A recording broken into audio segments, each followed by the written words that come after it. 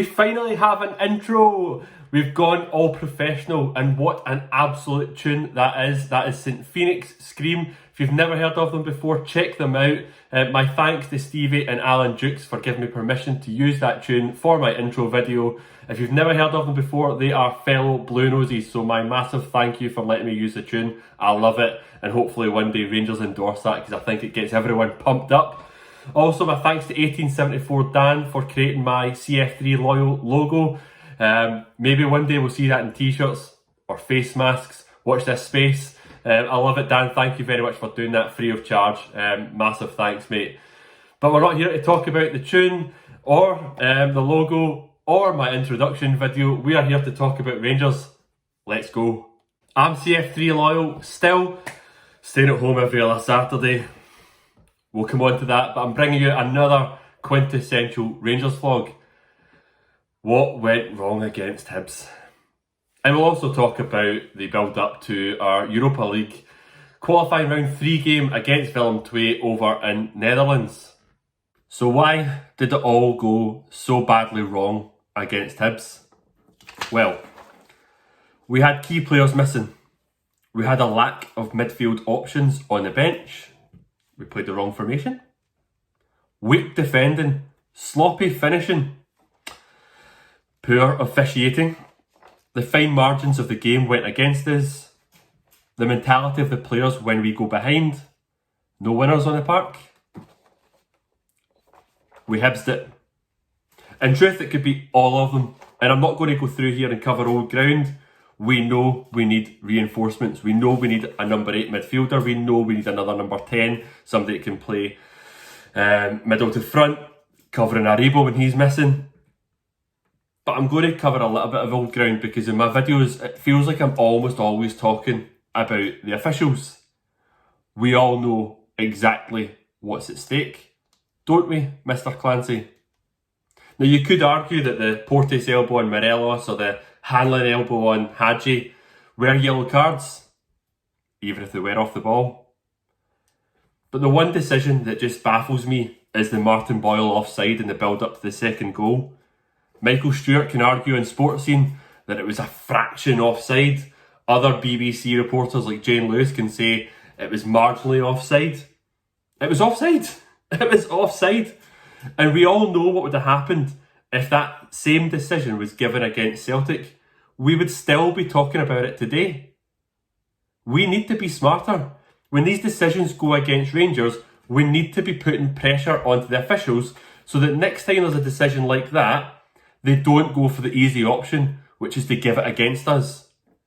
Albeit, and I'll come on to it, Steven Gerrard spoke out about the Ryan Edwards challenge against Morelos, and he's been cited by the SFA. Claire White has surprisingly been found when it's all of a sudden a member of the Rangers staff that's being cited. Excellent. Amazing. Anyway, we don't want to go down the route of officials. I don't want to be that guy, but I want to see Rangers being a bit smarter when it comes to the bad decisions being given against us, especially the ex-players and the media. Let's get talking about it every single day. Let's make sure we're doing exactly what they would do and put the pressure on the officials. Anyway, back to the game. Let's look at the stats for the game, right? Shots on goal. Hibs, 7. Rangers, 19. Possession. Hibs, 30. Rangers, 70. Passes. Hibs, 264. Rangers, 608. Same old Rangers? Well, we created enough chances. That was a criticism that Steven Gerrard had in previous matches at tough venues like Easter Road. Morelos, Kent, and especially Arfield should all have scored. I've praised our defence through the last 7 matches before Hibs, but they were awful. People are very quick to blame James Tavernier, but he was the least of the offenders in that back line. Borna Barisic, Martin Boyle had him on toast all game. The first goal, Barisic was lost at sea. And then there was the second goal. There was Goldson's distribution and positioning. And then Hillander's powder puff attempt at a header. For all the praise that the defence has had, that was absolutely atrocious. So why did things not go our way? Well, I'm going to go all corporate on you. And I'm going to give you a business terminology called TCUP. So what is TCUP? Well, it's a philosophy designed by Sir Clive Woodward when he took over the England rugby team. I'm going to simplify it, but there is a brilliant TED talk that Sir Clive Woodward does that I'd highly recommend you go and watch. So TCUP stands for Think Correctly Under Pressure. And it's all about teaching individuals how to react in certain situations. Those situations might be going down to 10 men, for example. I think that's a good example because Rangers have gone down to 10 men and have gone down to 9 men, Ufa. But anyone who's read any of the philosophies from Michael Beale and his coaching report, it's something that he has researched and has clearly coached the players. So the players know how to react when we go down to 10 men. But there's others. It could be going a goal behind, teams sitting deep, teams bringing the game to us, penalties, tense atmospheres, one-on-one chances, and poor officiating. It's often said that Celtic can handle the pressure of the big games. And for me, it's because they have the same core group of players who have been there and done it and experienced most of these things. So when things like that happen against Celtic, i.e. they go a goal behind against Livingston early doors, thanks to a Jason Holt goal, they don't panic. They just play their normal game and eventually they know that they will be able to break Livingston down and win the game. And I think it just comes with experience. It's something that we lack. I'm going to give a couple of examples. So I mentioned the Sir Clive Woodward example from the England rugby team. When he took over the England rugby team, they were in terrible form. England rugby was at an all-time low, and he knew that he had to do something radical. And he went through this philosophy where he predicted certain scenarios. Anyone that's watched All or Nothing with Spurs and Jose Mourinho literally predicts things to the T. You know, in the pre-match talk with his players against Man United, he literally says Paul Pogba will pick the ball up at some point in the game from the halfway line and spray a cross-field pass through to Marcus Rashford. That exact thing happened. Well, Sir Clive Woodward could do the same for the England rugby team. And what they'd done is they prepared for all these different eventualities and they went on and won the England Rugby World Cup. Another one that springs to mind immediately is I love the Class of 92. It's a programme that I just love watching. Group of winners, a group of players that just have this winning mentality. Or do they? Again, it's another one where I think they've been clearly coached on how to think correctly under pressure. The best example is the 99 Champions League final against Bayern Munich. Anyone watching this who isn't familiar with the 99 Champions League final again between Bayern Munich and Man United, you're obviously not a football fan. Don't believe anyone watching this right now is unfamiliar with it. But the scenario in question right now, and David Beckham spoke about this in Class of 92, is the first goal that was scored. So, go away, City. Why is City coming up? Stop interfering, City. Anyway, the situation is Man United get a corner on the 91st minute of the game. They're a goal behind. There's a lot of pressure on David Beckham. He speaks about he had to go into the corner amongst the Bayern Munich fans to take the set piece.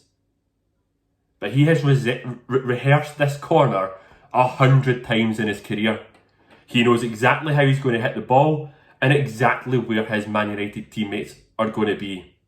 What happens? He puts the ball in the box, head, bang, goal.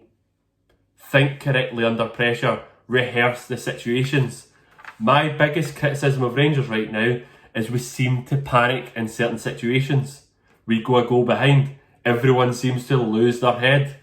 It's at 2 each and we're chasing the game. 20 minutes to go. Steven Gerrard's making massive changes to the team where he's thrown on 3 centre forwards, and then you've got no creativity from midfield. Think correctly under pressure. For me, that's something that Rangers really need to, as a philosophy, learn, and learn quickly, where we do not have the time to learn these experiences as they come. That's how other managers might gain them in smaller clubs. Steven Gerrard, you do not have the time to learn these things on the job. You need to be learning these kind of philosophies and training, coaching the players to prepare them for when the eventuality comes in a game. Think correctly under pressure. That's my philosophy. I want everyone to get behind it. Message Michael Beale all you want. Nah, I'm only joking. Don't message Michael Beale. I hate that. But genuinely, I think there's a real real point to be made here about thinking correctly under pressure. I don't think the players do that, and I don't think the management do that. And until we don't, we're not going to see any differences. I'm not going to spend too much longer talking about the game. Arfield should have taken his chances. We should have scored at least 3 goals. We shouldn't have conceded 2 goals. We should be sitting here right now 3 points ahead of Celtic in the league, not just 1. Don't forget, we are still top of the league. Celtic are, they're still a point behind us. They need to go and win their game. We know every game's not a given right now in the league. The pressure's on them to go and win their game. They probably will, but that's a different argument. But let's not, it's a long road ahead to this season. It's not over yet. It's not often I want to spend some time talking about an opposing player, but Ryan Porteous is a special case. What a knob. I'm sorry, but what is it they call him? The Hunskelper? The last 2 games that he's bragging about his performances against Rangers, Hibs have won 0 of those games. He thinks he's got one over Alfredo Morelos. He didn't get one over Alfredo Morelos. He scored against you. You nugget. The thing about Porteous for me is he gets this buzz out of being aggressive. He should have been sent off. And that's the bit that's going to keep Scottish football in the dark ages, because you're allowing thugs like Ryan Porteous to go in and attack players who are trying to play football. Let's move Scottish football forward. Let's not praise young players like Ryan Porteous that are coming through because of their thuggery.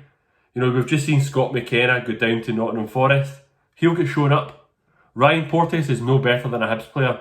If he was to go down south, he'd go down to League One.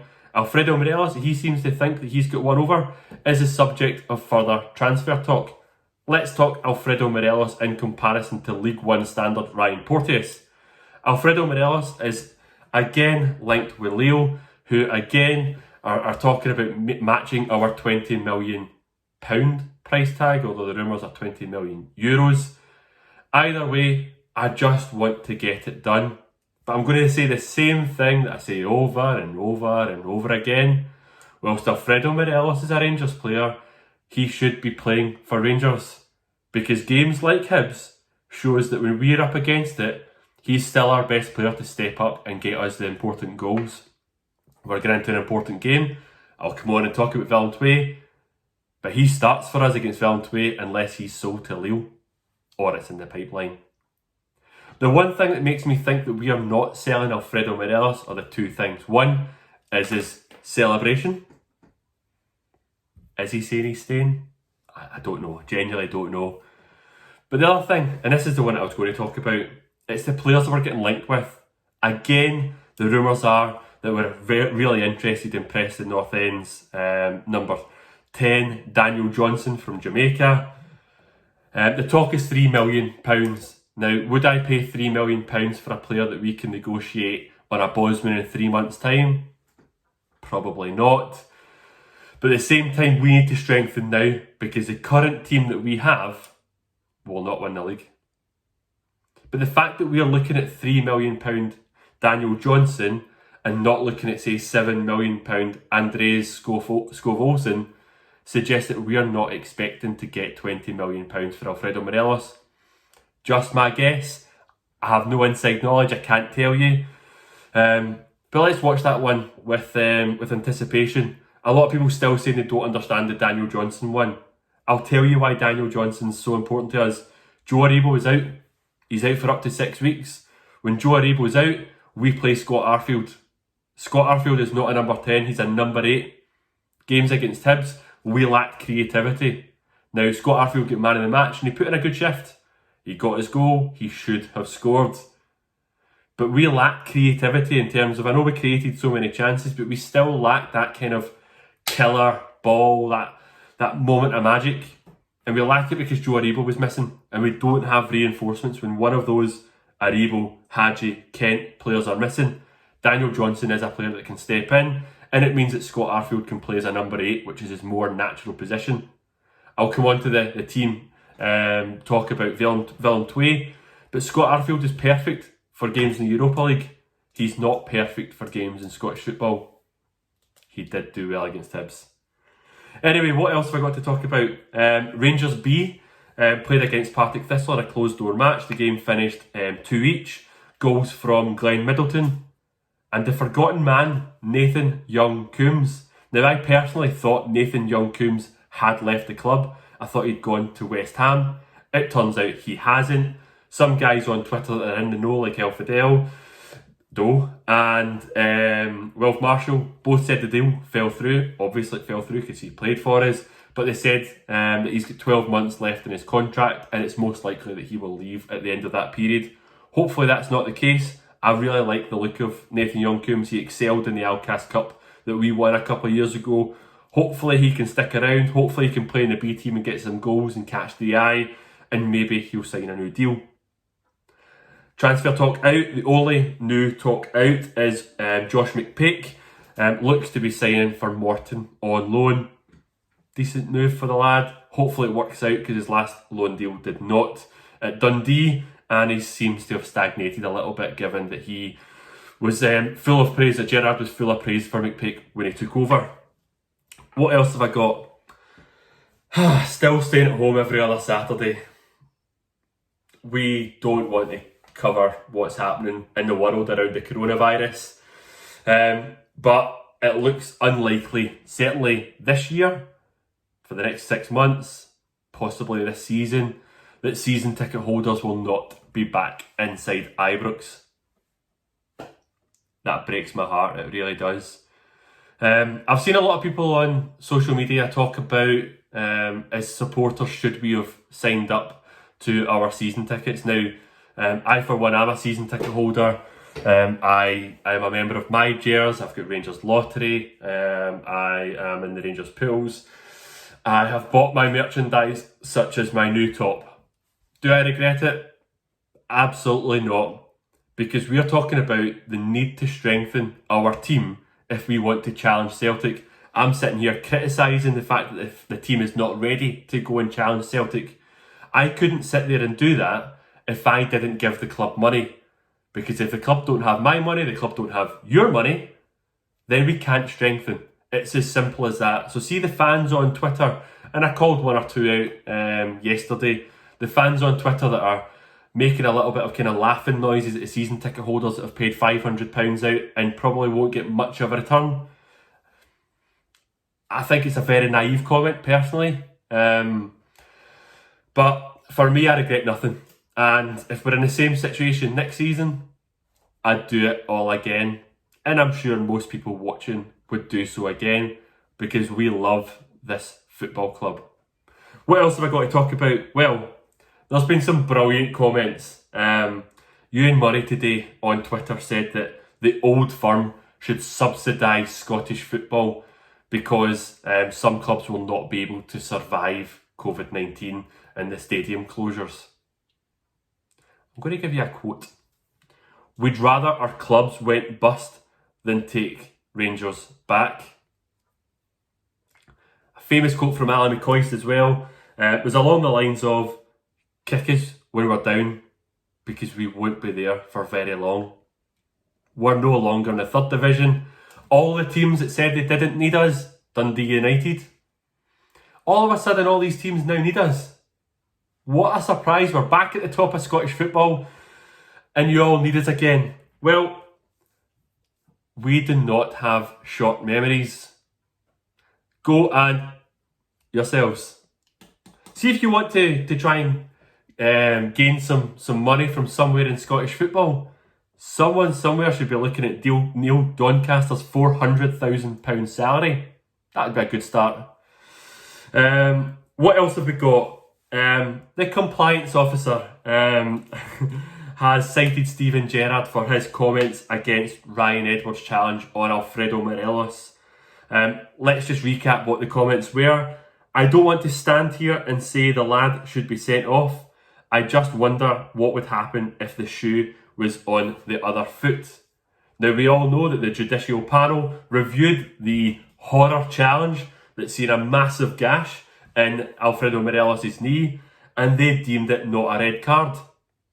So it's okay to assault a player on a pitch, but you're not allowed to make a comment about a decision that, let's be honest, isn't particularly harsh or untrue.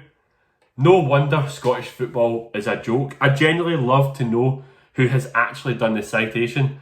Is it Claire White has seen it herself with the comments herself? Have Dundee United reported Steven Gerrard for his comments? I'd love to know. As I said earlier on, it's almost like one rule for Rangers and a different rule for everyone else. I don't want to get into this kind of us and them or victim mentality. The mentality I want to see is the siege mentality. Anyone that's read Sir Alex Ferguson's book talks about a mentality he created at Man United, which was everyone was against us. So every single time you take the field, you're fighting against the world, not just the 11 players in front of you. Get involved in the siege mentality, Rangers. Everybody wants us to lose. No one likes us. We don't care. Go and win football matches. Rant over. Looking ahead, so Thursday we have the qualifying round 3 of the Europa League against Willem II over in the Netherlands. Where can you watch the game? Well, if you're a fool like me and thought, I'm going to be smart, I'm going to take out Premier Sports monthly subscription, I'll get Lincoln Red Imps, I'll get Willem II and hopefully Galatasaray, then you're a fool, because the only place you can exclusively watch the Europa League qualifying round 3 game against Willem II is Rangers TV. Now, I have a slight gripe about that, and it's a pay-per-view game. You need to pay £10 to watch the game. Now, earlier on I said that the club need money, and it's clear that the club will not be generating as much revenue from the Europa League right now, because our biggest revenue stream in the Europa League was ticket sales. So therefore, the club need to be charging money, whether it's charging Premier Sports for the coverage of the game, or whether it's charging us supporters to watch the game, and therefore they're generating that income that hopefully allows them to go and strengthen the playing squad. We all know it needs it. But the fact that season ticket holders have been asked to pay the same fee as everyone else again is causing a bit of unrest just now in social media. And I kind of get it, because I kind of feel right now that season ticket holders and supporters in general are being taken for a little bit of mugs. You know, Castore are currently advertising a hoodie that literally has the Castore badge and Rangers written underneath for £175. Feels a little bit like we've been taken for mugs right now. A lot of people aren't happy about it, and what that's driving is a lot of people will be looking to illegal revenue streams, and therefore the club will not be gaining from it. I sometimes think if you kind of supported season ticket holders with a reduced price, you'd drive more people signing up to the game. I'm not going down the illegal revenue stream. If you're watching Rangers, I will be signing up to RTV to give Rangers my money. But I'm in a fairly fortunate position where I can do that, even though I've got a baby on the way in the next couple of months. Little CF3 Loyal Junior. But it's a source of contempt for Rangers fans just now, and I hope Rangers address that at some point and start to give something back to Rangers supporters who have taken out their season ticket, who have backed the club financially in good faith and potentially haven't had a lot in return. Back to the game though, Willem II apparently have 5 first team players missing. The context I'm not sure is whether that's the equivalent of losing 5 Brandon Barkers. Sorry Brandon. But from a Rangers perspective, we have registered our Europa League squad for this round. We get to register the squad again for qualifying round 4. And there's some interesting omissions and additions. Leon Balogun, who was on the bench against Hibs, has been omitted. But Kemar Roofe and Ryan Jack have been included. Will we see them feature against Willem II? Nah, I don't think so. I don't think so, in all honesty. Which means then that my team prediction would be the team pretty much picks itself following the Hibs game. And that's largely because of the injuries that we have, and therefore the squad is weakened from a lot of the key players that would be fighting for a place. I mentioned Ryan Jack, I mentioned Kemar Roofe, the other one is Joe Aribo, of course, Brandon Barker. But it's also because of the strength of the squad. I keep talking about it. We'll probably see Jamie Burjonis on the bench again, and I think that shows the weakness in our central midfield area. The one position that might change is goalkeeper. We know Alan McGregor featured against Lincoln Red Imps. John McLaughlin has featured so far in every game since Alan McGregor picked up his injury. It'll be interesting to see if Alan McGregor retains his Europa League place and becomes our Europa League or Cup goalkeeper. That's one to watch. Either way, I feel we can be quite comfortable with any one of the goalkeepers. Even the one thing I've not mentioned is I'm a little bit disappointed in the first goal that John McLaughlin conceded against Hibs. Never good for a goalkeeper to concede through his legs. Back for a word on our opponents, Willem II. I am fresh from watching their highlights from their weekend game at home against Heracles. Not such a mug now as I watched it on Premier Sports. But Gerrard was right. They made a number of changes at half-time which changed the game. The game finished 4-0, all 4 goals scored in the second half. 3 of them were scored in the opening 7 minutes of the second half. I've spoken previously about Willem II in my last videos. I'm not going to cover the old ground. But a player that I've mentioned before is their centre forward, Pavlidis. He was a top goal scorer last season with 11 goals. And that's him now. So he scored 2 goals against Heracles. He was involved in one of the other goals. But he scored 2 goals in their Europa League game against Progress Niederkorn last week. So he looks like the man to watch. But the last point I want to make about Europa League is there's a lot of noise again on Twitter around the participation of Rangers in the Europa League. Some saying that the priority should be the league and therefore they wouldn't mind us exiting. Now, there's a couple of pros and cons here. Now, the focus should be on the league. The league is 100% our priority. I'm not going to sit here and deny that. Steven Gerrard will be judged on his success in the league, not his success in Europe. I've said that many times before. Also, as I said already, the biggest source of income is not prize money in the Europa League, it's gate money, and that's not going to be the same this season. So potentially not the same kind of revenue coming in, and therefore you can't necessarily say it's the financial element. But it's the attraction to the club. You know, I said it previously that when Rangers do well in Europe, it draws interest on our players. But also when we are recruiting new players, they know that Rangers are a team that do well in Europe, and therefore team players will want to sign for Rangers because of our involvement in Europe. There's also the small matter of the coefficient that we've obviously been carrying on our shoulders over the past 12 months with us being the number 1 team in Scotland and Europe. I think we've got to balance the long term and the short term. I want to see us go and beat Willem II. I want to go and see us play against Galatasaray and beat Galatasaray to reach the group stages. It's a real shame that Galatasaray game will be played behind closed doors, because that would have been one hell of an atmosphere and a game that us fans just love to go to Ibrox under the floodlights of a winter's evening, and it's certainly got the winter's feel right now. But when I get to the group stages, I'll be honest, that's probably where I see us kind of hitting our level this season, and I wouldn't be too adverse to us exiting at the group stages, but I do not want to go out against Willem II in the qualifying round 3. So Rangers, let's go get this done on Thursday. I'm going for a victory. I love my team, I back my team. We've seen our success against Feyenoord last season. Let's go and beat Willem II. Let's go and play Galatasaray next.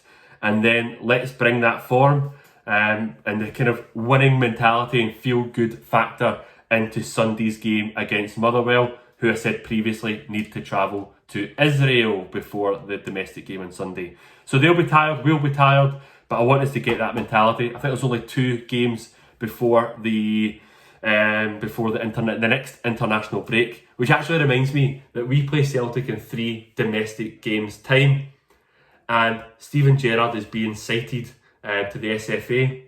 It's almost like someone somewhere wants us to be missing someone from an Old Firm game.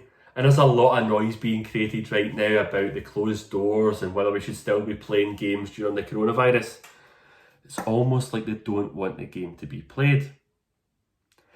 Anyway, let's get the game done on Thursday. Let's take the form into Motherwell. Let's get another massive 3 points in the league in the competition that really matters. That's the end of another show. Thank you very much for watching. I'm CF3 Loyal.